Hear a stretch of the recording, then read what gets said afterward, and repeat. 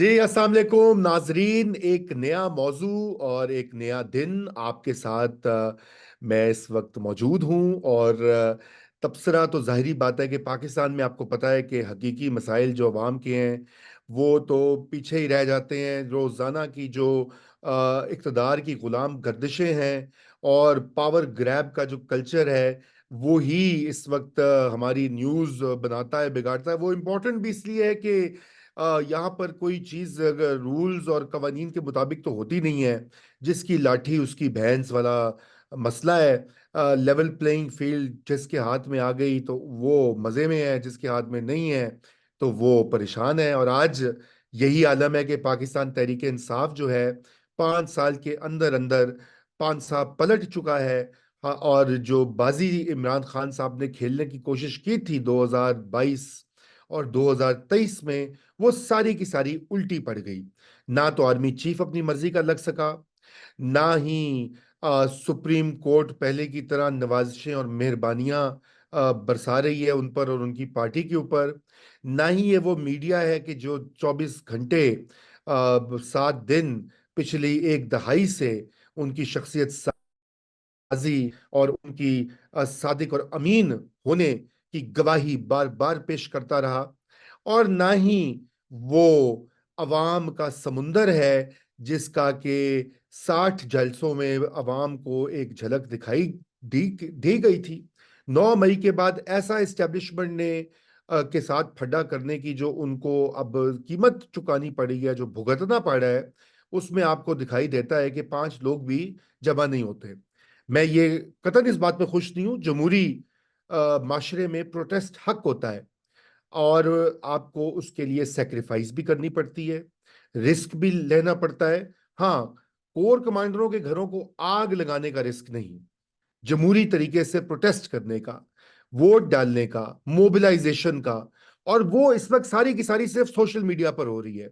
और अगर आप देखेंगे तो सोशल मीडिया के ऊपर ही सारी तवज्जो है पाकिस्तान तहरीक इंसाफ की। वो एक चीज ट्रेंड बनाते हैं, एक खबर निकालते हैं, सच्ची झूठी फैलाते हैं, उसके बाद वो लोगों को और माइल करते हैं।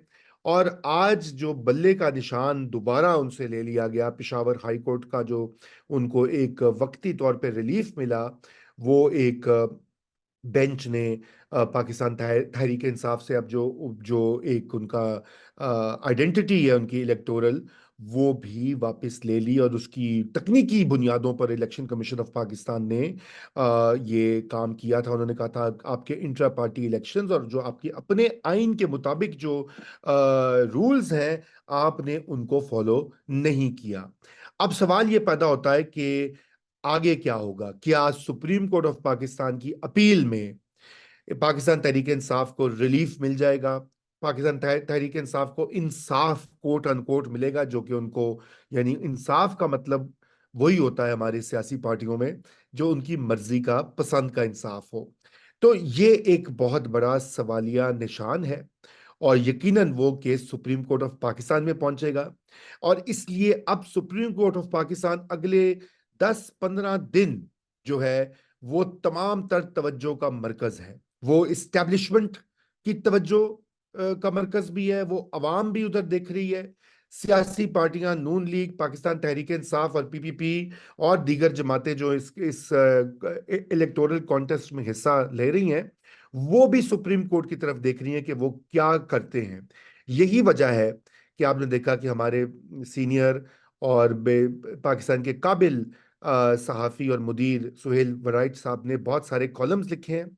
और जो उनका पिछला कॉलम जो कल कल छपा है, जिसमें उन्होंने मैकियावेली जो कि एक इतालवी फलसफी था अगले वक्तों का, और जिसने कि पावर पॉलिटिक्स के बारे में जो है बड़ी अहम बातें और अहम किताब तहरीर की है, द प्रिंस नामी। और उसमें यही उसका बुनियादी जो लुब्बे लुबाब ये है कि पावर या ताकत के हसूल में, ताकत के एक्सरसाइज में कोई अखलाकियात और कोई मोरालिटी नहीं होती, वो एक सफाक किस्म का प्रोसेस होता है। और उसी के हवाले से उन्होंने उसमें बड़े इशारे दिए हैं। उन्होंने इशारा ये दिया कि अगर सुप्रीम कोर्ट ऑफ पाकिस्तान, वो पहले भी ये कह रहे हैं, मुख्तलिफ कॉलम्स में वो कह रहे हैं कि सुप्रीम कोर्ट ऑफ पाकिस्तान को ये एक तरह से मैसेजिंग भी जारी है कि अगर आपने सही काम ना किया तो फिर पीसीओ भी माजी में लगता रहा है और अभी भी वो लग सकता है। पता नहीं, ये धमकी है, मैसेज है, तबसरा है, लोग मुख्तलिफ तरह से उसे इंटरप्रेट करें। मेरी बड़ी क्लियर इंटरप्रिटेशन है, और वो ये है कि इस वक्त एक तनाव जो है वो इस्टेब्लिशमेंट और आला अदलिया के दरमियान मौजूद है। क्योंकि माजी एक बईद में, माजी एक करीब में हमने देखा है कि सुप्रीम कोर्ट ऑफ पाकिस्तान, खुसूसन उसके चीफ जस्टिस साहिबान जो हैं, वो इस्टेब्लिशमेंट की बी टीम के तौर पे काम करते रहे हैं। यानी कि जो वहां से आया ऑर्डर बस इधर उधर 19-20 करके इम्प्लीमेंट होता रहा है। लेकिन पिछले 1-2 साल में हमने देखा है कि उसके ऊपर मिनोअन अमल नहीं होता, बल्कि उसमें बड़े फड्डे, बड़े मसाइल आड़े आते रहे हैं। इसलिए अब यूं लगता है कि ये एक तनाव रियल है, और ये मैसेजिंग दी जा रही है, और ये इसलिए भी दी जा रही है कि अगर तो बल्ले का निशान वापस पाकिस्तान तहरीक इंसाफ को मिलता है, तो फिर इलेक्शन के दिन जो नताइज हैं वो हैरान कुन भी साबित हो सकते हैं। वो तमाम तर इस वक्त जो इंजीनियरिंग की गई है, या सेटिंग जिसे कहा जाता है हर पॉपुलर लैंग्वेज में, सेटिंग जो उन्होंने की है, वो सेटिंग अब कामयाब नहीं रहेगी। क्योंकि अगर बल्ला होता है तो खैबर पख्तूनख्वा में तो बड़ी ठीक ठाक स्वीप की सिचुएशन है। मैंने पिछले वीलॉग में भी आपसे जिक्र किया था, कुछ सर्वेज जो हैं एजेंसियों के, वो ये बता रहे हैं पंजाब में भी अच्छी खासी पोजीशन है पाकिस्तान तहरीक इंसाफ की। अगरचे कि नून लीग अब आहिस्ता आहिस्ता अपनी इस दौड़ में आगे कदम बढ़ा रही है, एज हासिल कर रही है पहले के मुकाबले में। लेकिन पाकिस्तान तहरीक इंसाफ कहीं गायब नहीं हुई, वो शिकस्त से दौचार नहीं हुई, और वो ठीक ठाक मुकाबला देगी इन नामसायद हालात में भी। और याद रहे कि वोटिंग एक ऐसा अमल है जिसमें कि बहुत सारे लोग आकर पीटीआई के हामी जो है वो अपना एहतजाज भी रिकॉर्ड कराएंगे मौजूदा पॉलिसीज जो है एस्टेब्लिशमेंट की, इमरान खान की गिरफ्तारी, नजरबंदी केसेस, जेल, और जो मुख्तलिफ उनके लीडर्स और सेकंड टीयर के लोग जो हैं वो बंद हैं, कारकुन बंद हैं। वो एक एहतजाजी मुहिम की शक्ल भी इख्तियार कर सकती है। इसलिए वो नून लीग को से बड़ा खतरा आपको पता है वो किसको है? वो खतरा सिर्फ पाकिस्तान मुस्लिम लीग लीग नून को नहीं है कि जी पीटीआई जीत जाएगी। उससे बड़ा खतरा वो पाकिस्तान की इस्टेब्लिशमेंट को है, जिसने 9 मई के बाद एक बड़ी वाजे सिग्नलिंग कर रखी है। ये अनप्रेसिडेंटेड चीज है कि कोर कमांडर्स की मुख्तलिफ मीटिंग्स हों, और उन मीटिंग्स के बाद जो है अलामियाँ जारी हों जिसमें कि 9 मई का जिक्र आए, और कहा जाए कि इनके जो मुल्जिमान हैं वो उनके खिलाफ भरपूर स्टेट कार्रवाई करेगी। फौजी अदालतों पे सुप्रीम कोर्ट एक फैसला दे कि वहां पे सिविलियंस ट्रायल नहीं हो सकते, और चंद ही दिन के बाद वही सुप्रीम कोर्ट उसको रिवर्स कर दे। तो वहां पे तो मसला बड़ा क्लियर है। अब अगर ये ऐसा होता है तो फिर ये इस्टेब्लिशमेंट का एक प्रॉब्लम बनेगा। ये बाकी सियासी पार्टियों का तो मसला बाद में आता है। तो चुनाचे इस वक्त चौमुखी लड़ाई जो है वो जारी है। एक तरफ तो सियासी मैदान है जहां पे पीएमएलएन और पीटीआई पंजाब में कॉन्टेस्ट करेंगी, मुकाबला करेंगी कि किसको ज्यादा सीट्स मिलेंगी। जाहिर बात है कि उसमें आपको पता ही है। दूसरी लड़ाई जो है बड़ी, वो इस्टेब्लिशमेंट बामुकाबला पाकिस्तान तहरीक इंसाफ और उसके बानी चेयरमैन के दरमियान है, जिनको कि इस्टेब्लिशमेंट ये समझती है कि उन्होंने उन पे बहुत इन्वेस्टमेंट की, बहुत सपोर्ट किया, इकतदार में लेकर आए, और 9 मई को उन्होंने उसी इस्टेब्लिशमेंट को से टक्कर की कोशिश की, और बकौल उनके, ये मैं नहीं कह रहा, बकौल उनके आर्मी के अंदर बगावत करने की या करवाने की एक नाकाम कोशिश भी की। और याद रहे, जो बगावत नाकाम हो जाती है फिर वो उसकी सजा तो बड़ी कड़ी होती है नाजरीन। तीसरी लड़ाई जो है वो एस्टेब्लिशमेंट बा मुकाबला आला अदालतें हैं, जहां पर मुख्तलिफ फैसले मुख्तलिफ वक्त में आकर इस्टेब्लिशमेंट का रोड मैप जो है उसमें रखना डालते हैं। और यही चीज तहरीक इंसाफ को ने भांपी हुई है उसकी वकला की टीम ने। इसीलिए उन्होंने वकला को पूरे पाकिस्तान में अपनी पार्टी दे दी है वकीलों के हाथ में। इस वक्त जो पाकिस्तान तहरीक इंसाफ का एक्टिंग चेयरमैन है, एक बैरिस्टर, एक प्रैक्टिसिंग लॉयर है, और टिकटें भी दी जा रही हैं। कुछ 100 से ज्यादा सुनने में आ रहा है कि टिकटें वकला को मिलेंगी, उससे भी ज्यादा मिल सकती हैं बड़े बड़े शहरों में। और ये लड़ाई इसीलिए ये क्योंकि इससे इन दोनों के तनाव का फायदा पाकिस्तान तहरीक इंसाफ की जो लीगल टीम है और उनकी जो स्ट्रेटजी है वो उठाना चाह रहे हैं। और चौथी लड़ाई जो है वो इलेक्शन कमीशन ऑफ पाकिस्तान और दीगर फोर्सेस के साथ है। उसमें पीटीआई जो है इलेक्शन कमीशन के खिलाफ भी एक महाज खोले बैठी है। और उस महाज का आज से आगाज नहीं हुआ, ये 1 साल 1.5 साल से हम देख रहे हैं मुस्तकिल उनका मुतालबा रहा है कि जी चीफ इलेक्शन कमिश्नर इस्तीफा दें।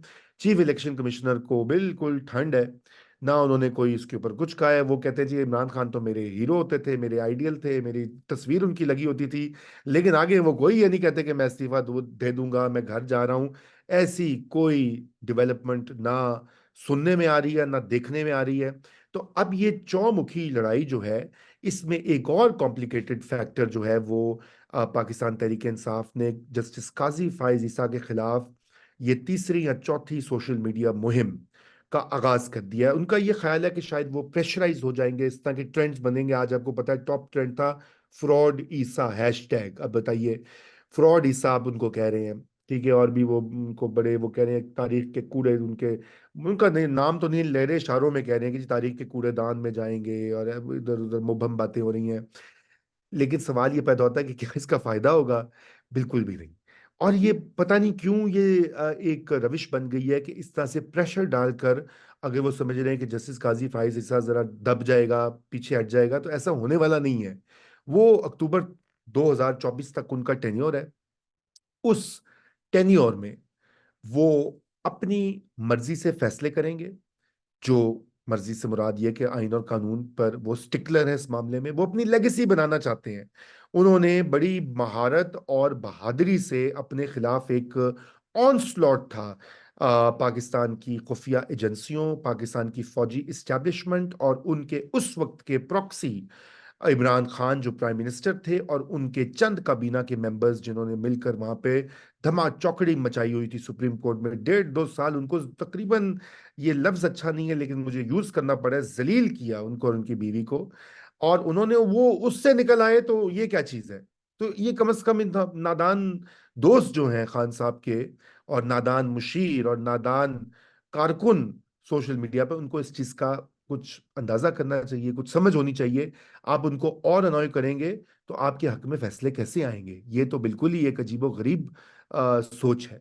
रही बात तारीख के कूड़ेदान की, तो तारीख के कूड़ेदान में आपके सामने पिछले 5 साल में किया गया एक एक फैसला उसमें जा रहा है। बल्कि वो जो एक श्रेडर होता है, आपको पता ना, उसमें कागज डालते हैं और वो कागज को पीसते हैं। तो पनामा अकामा वाला जो फैसला है वो श्रेडर में जा चुका है। वो भी उसकी आपने देखा कि जो नैब के जो जो केसेस बनाए गए थे, वो भी श्रेडर में जाके कूड़ेदान में जाकर उनको बल्कि लैंडफिल में डंप भी कर दिया गया है।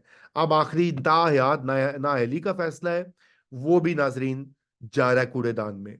इसी तरह साइफर केस, सुप्रीम कोर्ट बड़ी वाज़ेह अंदाज में इमरान खान साहब को रिलीफ दे चुकी है एक तरह से। अब वो ट्रायल का क्या बनना है जब सुप्रीम कोर्ट के जज कह रहे हैं उस केस में कुछ नहीं है?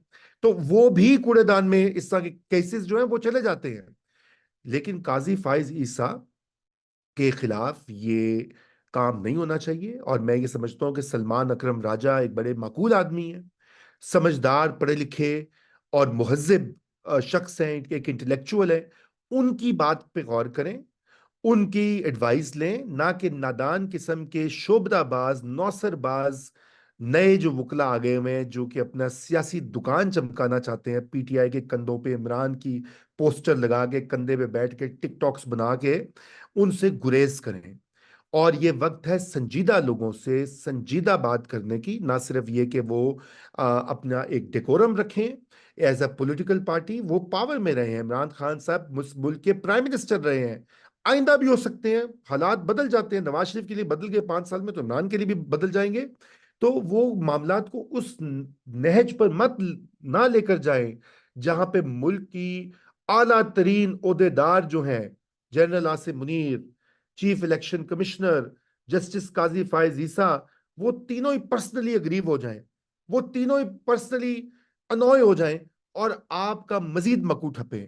ये हकीकत है, यहाँ पे पर्सनल लोग हो जाते हैं। अगर आप, मैं आपको याद कराता चलूं, मोहतरमा बेनजीर भुट्टो की दूसरी हुकूमत थी। उनका अपना लगाया हुआ प्रेसिडेंट फारूक लगारी किसी के, जारी बात है, उस वक्त की इस्टेब्लिशमेंट के साथ मिल गए। लेकिन उसमें एक और अमल भी जो है वो कार फरमा था, और वो फैक्टर था उनकी एक जाती चपकलिश है। कुछ खानदानी लेवल के ऊपर मसाइल चल रहे थे। मैं तफसीलात में नहीं जाऊंगा क्योंकि वो फिर गॉसिप के जुमरे में आ जाता है। लेकिन बहरहाल कहने में ये आता है कि उनको ये बताया गया, फारूक लगारी साहब को, कि आसिफ अली जरदारी और बेनजीर भुट्टो आपके बच्चों की वीडियो रिकॉर्डिंग्स करवा रहे हैं, कुछ इस तरह का मामला है। और उससे वो मजीद नाराज हुए। सरदार थे, आपको पता है कि वो एक बड़ी जो है उनका एक अपना कल्चर, एक रवायात होती हैं, और वो उससे भी वो गुस्से में आए। और चलता की बेनजीर भुट्टो की हुकूमत, जो कि जिन्होंने उनको खुद अपॉइंट किया था एज प्रेसिडेंट, जो कि लॉयल रहे बेनजीर भुट्टो से 1988 के बाद से पूरे, वो उनकी और उससे पहले भी उनकी पूरी स्ट्रगल में शामिल थे। वो मामला भी खराब हो गया। तो अगर आप जाती हमले करते हैं आला ओहदेदारों के ऊपर, कोई इस तरह का चक्कर करते हैं, तो यकीन जानिए अभी पाकिस्तान में वो वक्त नहीं आया कि अवाम और सिविलियन अदारे, सियासी पार्टियां ताकतवर हो गई हैं इस्टेब्लिशमेंट से। और वो नौ आबादियाती स्टेट जो कि पाकिस्तान में मौजूद है, अभी वो बड़ा वक्त है। अल्लाह करे कि वो वक्त आए कि सिविलियंस हावी हो जाएं। हम तो उम्मीद करते हैं, लेकिन अभी वो टाइम नहीं आया। और आखिर में गुजारिश है पीटीआई के वकला जो हैं कि खुदा के लिए तैयारी करके जाया करें भाई, भाई साहब। क्योंकि आप लोग बगैर तैयारी के वहां पहुंच जाते हैं, और सारों का टाइम जाया होता है, एम्बेरसमेंट होती है। आप वहां पे जाके कागजात, कंप्लेंट्स, फोटोकॉपियां किया करें। क्योंकि आपके केसेस इस वक्त सिर्फ सियासी बयानबाजी और टीवी टॉक शो और सोशल मीडिया पोस्ट के बराबर लग रहे हैं, कानूनी आर्ग्यूमेंट्स नहीं लग रहे। यही वजह है कि जस्टिस काजी फाइज ईसा ने 2 दिन में उड़ा के रख दिया आपके सारे आर्ग्यूमेंट्स को। तो प्लीज तैयारी करें, और उम्मीद है कि आपको भी रिलीफ मिलेगा और हमें भी मिलेगा। Thank you.